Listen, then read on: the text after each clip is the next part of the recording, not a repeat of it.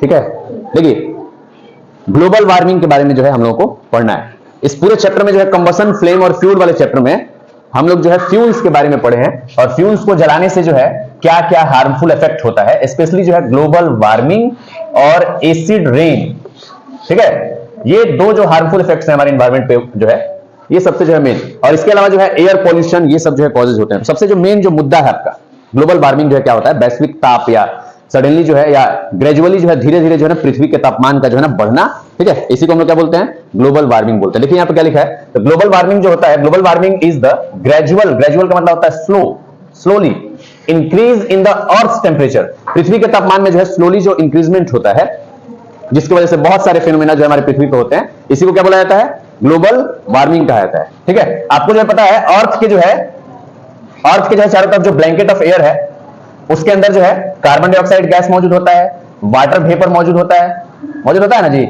हाँ, एक दिन आपको बताया गया था कि अगर जो है एक पेपर कप हम लोग लेते हैं और पेपर कप के अंदर जो है पानी डाल देते हैं, और पानी डालने के बाद से इसको जो है अगर फ्लेम पे हम जलाते हैं तो ये जलता जो है नहीं जलता है। क्यों नहीं जलता है, क्योंकि इस फ्लेम से जो है हीट जो मिलता है, उस हीट को ये वाटर क्या करता है, एब्जॉर्ब कर लेता है। वैसे ही जो है ना ये वाटर वेपर भी हीट का एब्जॉर्प्शन में जो है मदद करता है, और कार्बन डाइऑक्साइड भी क्या करता है, हीट का एब्जॉर्बर होता है। तो ये जो दोनों आपको जो है गैसियस फॉर्म जो दिखाई दे रहा है, कार्बन डाइऑक्साइड जो गैस ही नजर आ रहा है या वाटर वेपर जो नजर आ रहा है, ये दोनों जो है हीट को एब्जॉर्ब करके और वापस से जो है पृथ्वी की तरफ जो है भेजते हैं, जिसके वजह से पृथ्वी के ऊपर जो है लाइफ फॉर्म जो है या डिफरेंट लिविंग थिंग्स क्या करते हैं, सर्वाइव करते हैं। देखिए यहाँ पे आखिर इसके जो है कारण क्या क्या है, क्यों ग्लोबल वार्मिंग होता है, क्यों अर्थ का ग्रेजुअल जो है टेम्परेचर में जो है राइज होता है, इसके बारे में हम लोग को जो है पढ़ना है। यहाँ पे क्या करें, सबसे पहला है आपका डिफॉरेस्टेशन, पेड़ों की कटाई की वजह से जो है क्या होता है, जैसे आपको पता है पेड़ पौधे जो होते हैं फोटोसिंथेसिस करते हैं, और फोटोसिंथेसिस से कार्बन डाइऑक्साइड और ऑक्सीजन का अमाउंट क्या रहता है, बैलेंस्ड वे में जो है रहता है। पेड़ पौधे क्या करते हैं, फोटोसिंथेसिस, वो क्या करते हैं, कार्बन डाइऑक्साइड और ऑक्सीजन की मात्रा को क्या करते हैं, बैलेंस करते हैं। तो अगर पेड़ पौधों को हम ज्यादा काटेंगे तो कार्बन डाइऑक्साइड का मात्रा क्या होगा,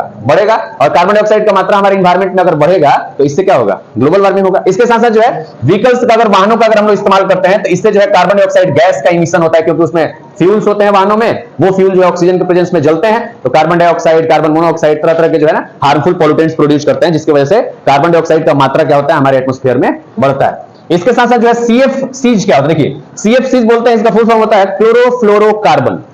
ठीक है, तो ये एक प्रकार के जो है ना ग्रीन हाउस जो है गैसेज होते हैं। दो यहाँ पे नाम दिया गया है, CCl3 और F, ये जो है एक प्रकार का गैस है, और CCl2F2 ये एक प्रकार का जो है गैस है। इन दोनों गैसेज का इस्तेमाल जो है हम लोग रेफ्रिजरेटर्स में या एयर कंडीशनर्स में जो है, एसीज में जो है इसका इस्तेमाल जो है किया जाता है। और ये गैस जो है जब एटमॉस्फेयर में हमारे निकलते हैं तो ये भी जो है क्या करते हैं, ये जो है हमारे स्ट्रेटोस्फेयर में मौजूद जो ओजोन लेयर होता है, जो हमें हार्मफुल किरणों से बचाता है, जो सन के जो है हार्मफुल रेज से, यूवी रेज से बचाता है, ठीक है, उससे क्या करते हैं, हमें जो है ये ओजोन लेयर को क्या करता है, ये जो है ना डिप्लीट करता है, उसमें जो है होल्स क्रिएट करता है, या उसके लेयर को जो है ना पतला करता है, जिसकी वजह से यूवी रेज जो है ज्यादा से ज्यादा हमारे पृथ्वी पे जो है आते हैं, और आकर के जो है हमें तरह तरह के जो है हार्म पहुंचाते हैं। स्किन कैंसर्स वगैरह या स्किन डिजीजेस वगैरह जो होता है, वो सब जो है इसी ओजोन लेयर के डिप्लेशन की वजह से होता है। तो ये जो दो गैसेज यहाँ पे दिखाई दे रहा है ना, इसको क्या पढ़ते हैं, देखिए यहाँ पे ट्राइक्लोरो, इसको पढ़ते हैं ट्राइक्लोरोफ्लोरोइथेन। इसका नाम क्या है, ट्राइक्लोरोफ्लोरोइथेन। इसको बोलते हैं मीथेन, डाइफ्लोरोमीथेन, और इसको बोलते हैं ट्राइक्लोरोफ्लोरोमीथेन। ठीक है, ये जो है दोनों जो है रेफ्रिजरेंट्स कहलाते हैं। रेफ्रिजरेटर्स में, एसीज में जो है ना इन गैसेज का इस्तेमाल किया जाता है, जो हमारे ओजोन लेयर को डिप्लीट करते हैं, जिसकी वजह से हार्मफुल रेज ऑफ द सन हमारे पृथ्वी पर डायरेक्ट पड़ता है, जिसकी वजह से पूरा लिविंग वर्ल्ड जो है क्या होता है, प्रभावित होता है। ठीक है, या अर्थ का टेम्परेचर भी उससे बढ़ता है। ये है, इसको क्या पढ़ते हैं, इसको पढ़ते हैं ट्राइक्लोरोफ्लोरोमीथेन पढ़ा जाता है, इसको डाइफ्लोरोमीथेन पढ़ा जाता है। ठीक है, इसका देखिए ये जो है इसका नाम है, केमिकल नेम।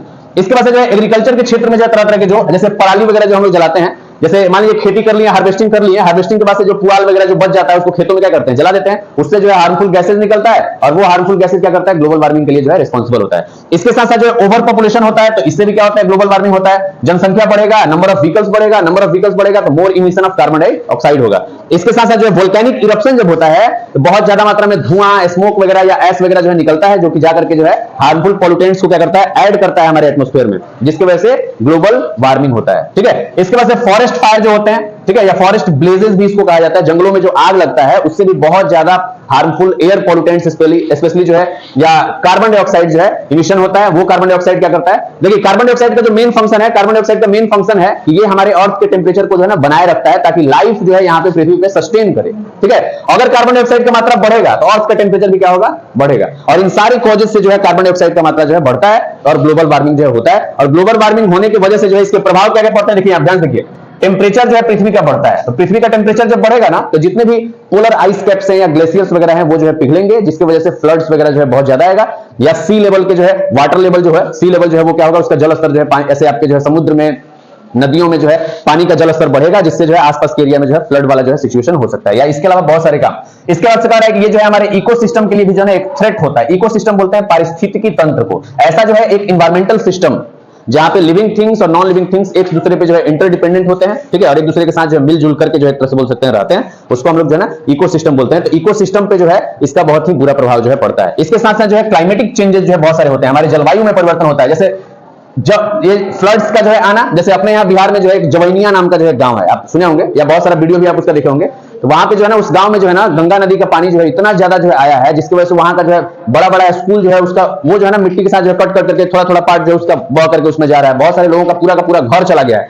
बहुत सारे लोग जो है वहां के, वो लोग जो है ना चुनरी जो है उड़ा करके घर को, ठीक है, और घर का जो है गंगा नदी में विदाई कर रहे हैं वहां पे, समझ रहे हैं। तो इतना सारा, ये सारे के सारे जो है ना ग्लोबल वार्मिंग की वजह से फ्लड वाला सिचुएशन, या कहीं पे जो सुखाड़ पड़ जाता है, ठीक है, लैक ऑफ वाटर हो जाता है, फार्मिंग के लिए पानी नहीं मिलता, जमीन में दरार पड़ जाता है, ये सब का सब जो है क्लाइमेटिक चेंजेस जो है किसकी वजह से होता है, ग्लोबल वार्मिंग की वजह से।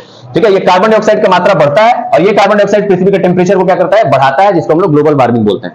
इसके बाद से जो है तरह तरह के डिजीजेस जो है स्प्रेड होते हैं, क्योंकि कभी कभी जो है बहुत तेज गर्मी पड़ता है, कभी कभी ह्यूमिडिटी होता है, आर्द्रता होता है, ठीक है, शुष्क जो है मौसम होता है, जिसकी वजह से मस्कीटोज जो है ना बहुत ज्यादा जो है अंडे वगैरह जो है देते हैं और मलेरिया वगैरह या तरह तरह की बीमारी क्या होता है इससे फैलता है, इसका प्रभाव है।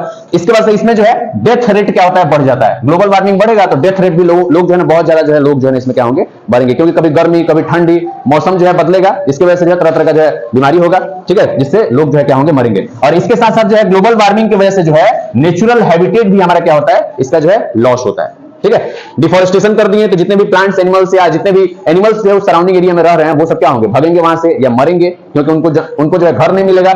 वो हमारे रेसिडेंशियल एरिया में आएंगे तो उनको जो है लोग मार देंगे। ठीक है, तो इस तरह से जो है हमारे प्राकृतिक जो हमारा जो आवास है, नेचुरल जो होम है, वो उसका क्या होता है, बहुत ज्यादा जो है लॉस होता है। इसके साथ साथ जो है जब ग्लोबल वार्मिंग जब बढ़ता है तो ग्लोबल वार्मिंग बढ़ने से क्या होता है, अर्थ का टेम्परेचर बढ़ेगा तो अर्थ पे मौजूद जो सीज और ओशंस में जो पानी है उसका जो है इवापोरेशन क्या होगा, बहुत ही ज्यादा होगा। अब इवापोरेशन ज्यादा होगा तो वाटर वेपर का मात्रा बढ़ेगा। अब एक चीज आपको बताएं कि वाटर वेपर और कार्बन डाइऑक्साइड ये दो ऐसे जो है गैसियस फॉर्म्स हैं जो क्या करते हैं, अर्थ के टेम्परेचर को बैलेंस करके रखते हैं। तो अगर इन दोनों का अमाउंट अगर बढ़ेगा हमारे एटमॉस्फेयर में, इन दोनों का अमाउंट अगर बढ़ेगा, ठीक है, तो ये दोनों क्या करेंगे, ग्लोबल वार्मिंग के जो है ना कारण बनेंगे। ठीक है, अगर बैलेंस्ड वे में रहेगा तो ये लाइफ फॉर्म के लिए क्या होंगे, लाइफ फॉर्म को जो है ना सस्टेन करने में मदद करेंगे। लेकिन अगर मात्रा इनका बढ़ा, वाटर वेपर का मात्रा हमारे एयर में अगर ज्यादा हो जाएगा तो उससे भी हमारे पृथ्वी का टेम्परेचर बढ़ता है। कार्बन डाइऑक्साइड का मात्रा ज्यादा होगा तो उससे भी हमारे पृथ्वी का टेम्परेचर क्या होता है, बढ़ता है। तो ये पूरा का पूरा जो है ग्लोबल वार्मिंग का जो है ओवरव्यू है। समझ में आया है? ठीक है, थैंक यू।